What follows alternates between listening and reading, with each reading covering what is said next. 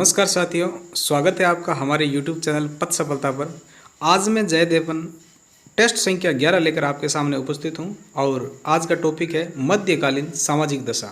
तो चलिए शुरू करते हैं आज का टेस्ट शुरू करने से पहले अगर आप हमारे चैनल पर पहली बार पधारे हैं तो प्लीज़ हमारे चैनल को सब्सक्राइब कीजिए और सब्सक्राइब करने के बाद में पास में बनी बेल आइकन ज़रूर प्रेस करें ताकि प्रत्येक आने वाले वीडियो का नोटिफिकेशन आपको प्राप्त हो सके। प्रत्येक आने वाले वीडियो को ज़्यादा से ज़्यादा शेयर करें, अधिक से अधिक लाइक करें और वीडियो कैसा बना है, टेस्ट आपको कैसा लग रहा है, अपनी अमूल्य उचित राय हमें कमेंट बॉक्स के माध्यम से ज़रूर प्रेषित करें। तो आज के टेस्ट का पहला प्रश्न है ये। पहला प्रश्न है, भारत में पर्दा प्रथा का प्रचलन प्रारंभ हुआ माना जाता है। विकल्प 1 ऋग्वैदिक काल में, विकल्प 2 उत्तर वैदिक काल में, आधुनिक काल में और मध्यकाल में। प्रश्न सोचें और उत्तर का जवाब दें। सही उत्तर होगा मध्यकाल में। अगला प्रश्न है, सहवर्ण प्रथा का अन्य नाम है। सहवर्ण प्रथा का अन्य नाम है। दास प्रथा, दहेज प्रथा, मौसर प्रथा और सती प्रथा। इसका सही उत्तर होगा विकल्प नंबर 4 सती प्रथा। अगला प्रश्न है, जब पति की मृत्यु हो जाने पर उसके मृत शरीर या अवशेषों का पता नहीं चल पाता था तो पत्नी द्वारा उसके काल्पनिक रूप अर्थात पुतले को लेकर सती हो जाने की प्रथा कहलाती थी। विकल्प 1 है सहवर्ण, विकल्प 2 अनुवर्ण, विकल्प 3 अनुलोम वर्ण और विकल्प 4 प्रतिवर्ण। इसका सही उत्तर होगा विकल्प नंबर 2 अनुवर्ण। अगला प्रश्न है, भारत में प्रथम स्थायी मुस्लिम राज्य की स्थापना हुई। भारत में प्रथम स्थायी मुस्लिम राज्य की स्थापना हुई। विकल्प 1 9वीं सदी में, विकल्प 2 12वीं सदी में, विकल्प 3 14वीं सदी में और विकल्प 4 15वीं सदी में। प्रश्न को ध्यान से पढ़ें और अपने उत्तर का चयन करें। इसका सही उत्तर होगा 12वीं सदी में, विकल्प नंबर 2। अगला प्रश्न है, अनुलोम विवाह कहलाता था।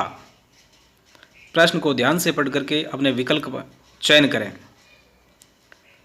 विकल्प 1 है उच्च वर्ग के पुरुष द्वारा निम्न वर्ग की कन्या से विवाह करना। विकल्प 2 कन्या का विवाह ऋषि के साथ करना।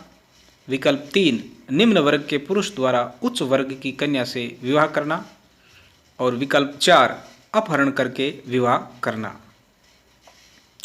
तो इस प्रश्न का उत्तर होगा विकल्प नंबर 1 अनुलोम विवाह उच्च वर्ग के पुरुष द्वारा निम्न वर्ग की कन्या से किया जाता है और विकल्प जो 2 है कन्या का विवाह ऋषि के साथ करना, इसे आर्ष विवाह कहते हैं।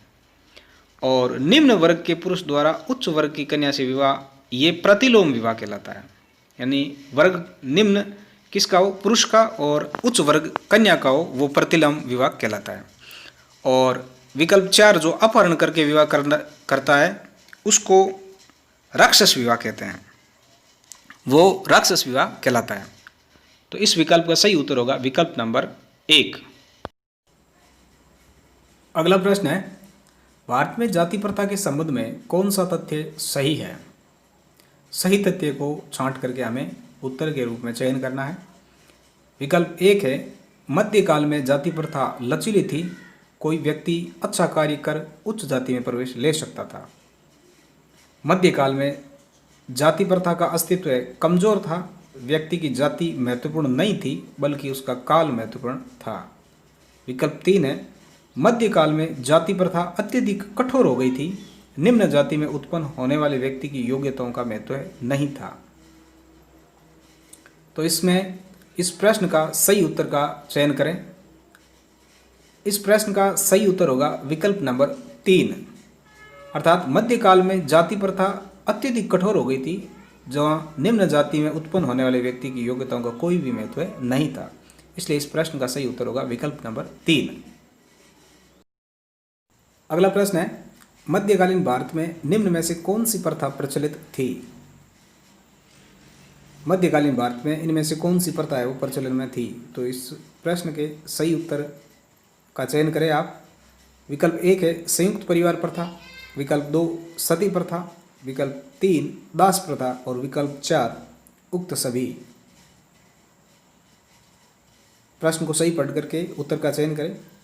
इस प्रश्न का सही उत्तर होगा विकल्प नंबर 4, संयुक्त परिवार प्रथा, सती प्रथा और दास प्रथा मध्यकालीन भारत में प्रचलन में थी। अगला प्रश्न है, प्रारंभिक काल में प्रधानतः किस जाति का शासन पर अधिकार में होने से वे काल उसी के नाम से जाना जाता है? अर्थात प्रारंभिक काल में कौन सी जाति थी जिसके एक छत्र शासन की वजह से वो काल है वो उसी जाति के नाम पर पड़ गया था, उसी जाति के नाम पर रूढ़ हो गया था।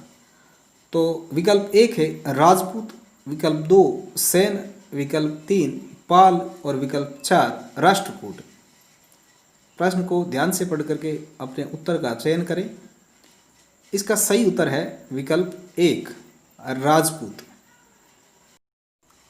अगला प्रश्न है, राजपूत शासकों के युद्ध में हार जाने की आशंका से मध्यकाल में राजपूत स्त्रियों द्वारा स्वेच्छा से अग्निकुंड में कूदकर प्राण न्योछावर करने की प्रथा थी। यानी राजपूत शासकों द्वारा युद्ध में हार जाने की आशंका से जो मध्यकाल का समय था उसमें राजपूत जो स्त्रियां थी उनके द्वारा अपनी इच्छा से अग्निकुंड में कूद करके अपने प्राणों की आहुति दे देना, अपने प्राणों को न्योछावर कर देना, ये प्रथा क्या कहलाती थी? विकल्प 1 सती प्रथा, विकल्प 2 स्वयंवर, विकल्प 3 जोहर करना और विकल्प 4 उक्त सभी। तो इस प्रश्न को ध्यान से पढ़ करके उत्तर देवें। इस प्रश्न का सही उत्तर होगा विकल्प नंबर 3 जोहर करना। अगला प्रश्न है, मुस्लिम शासन के दौरान मध्यकालीन भारत में दासों का आयात कहाँ से किया जाता था? यानी मुस्लिम शासन के दौरान जो मध्यकालीन भारत में दास जो होते थे उनका आयात कहाँ से किया जाता था? विकल्प 1 है यूरोप, विकल्प 2 मध्य एशिया, विकल्प 3 पूर्वी एशिया और विकल्प 4 दक्षिणी अमेरिका। इस प्रश्न का सही उत्तर है विकल्प नंबर 2 मध्य एशिया। अगला प्रश्न है, किस सल्तनत कालीन सुल्तान ने दासों के लिए अलग विभाग दीवाने बंदगान की स्थापना की थी? दीवाने बंदगान की स्थापना किसने की थी? आपके ऑप्शन है अलाउद्दीन खिलजी, 2 नंबर मोहम्मद बिन तुगलक, 3 नंबर फिरोज शाह तुगलक और विकल्प 4 गयासुद्दीन तुगलक। प्रश्न को ध्यान से पढ़ें और अपने विकल्प अपने उत्तर का चयन करें। इस प्रश्न का सही उत्तर होगा विकल्प नंबर 3 फिरोज शाह तुगलक। अगला प्रश्न है, भारत में सर्वप्रथम हिंदुओं पर जजिया कर लगाया था? भारत में सर्वप्रथम हिंदुओं पर जजिया कर किसने लगाया था? प्रश्न के विकल्प हैं औरंगजेब, मोहम्मद गौरी, मोहम्मद बिन तुगलक, मोहम्मद बिन कासिम। प्रश्न को ध्यान से पढ़ करके उत्तर का चयन करें। इस प्रश्न का सही उत्तर है विकल्प नंबर 4 मोहम्मद बिन कासिम। मोहम्मद बिन कासिम ने सर्वप्रथम हिंदुओं पर जजिया कर लगाया था। अगला प्रश्न है, अकबर के दीन ए इलाही को स्वीकार करने वाला एकमात्र हिंदू था? अर्थात अकबर के जो दीन इलाही था उसको स्वीकार करने वाला एकमात्र हिंदू कौन था? विकल्प 1 बीरबल, विकल्प 2 मानसिंह, विकल्प 3 टोडरमल और विकल्प 4 जय सिंह। प्रश्न को ध्यान से पढ़ करके उत्तर का चयन करें। इसका सही उत्तर होगा विकल्प नंबर 1 बीरबल। अगला प्रश्न है, अकबर की धार्मिक नीति का मूल उद्देश्य क्या था? अकबर की धार्मिक नीति का मूल उद्देश्य क्या था? प्रश्न ध्यान से पढ़ करके उत्तर का चयन करें। विकल्प 1 है सार्वभौमिक सहिष्णुता, विकल्प 2 हिंसा, विकल्प 3 असहिष्णुता और विकल्प 4 इस्लाम प्रसार। प्रश्न को सही से पढ़ करके उत्तर का चयन करें। इस प्रश्न का सही उत्तर होगा सार्वभौमिक सहिष्णुता, विकल्प नंबर 1। अगला प्रश्न है, अकबर ने कौन सा नया धर्म चलाया था? अकबर ने कौन सा नया धर्म चलाया था? विकल्प 1 इबादत खाना, विकल्प 2 दीन ए इलाही, विकल्प 3 दीन ए रजब और विकल्प 4 मजहर। प्रश्न को ध्यान से पढ़ करके उत्तर का चयन करें।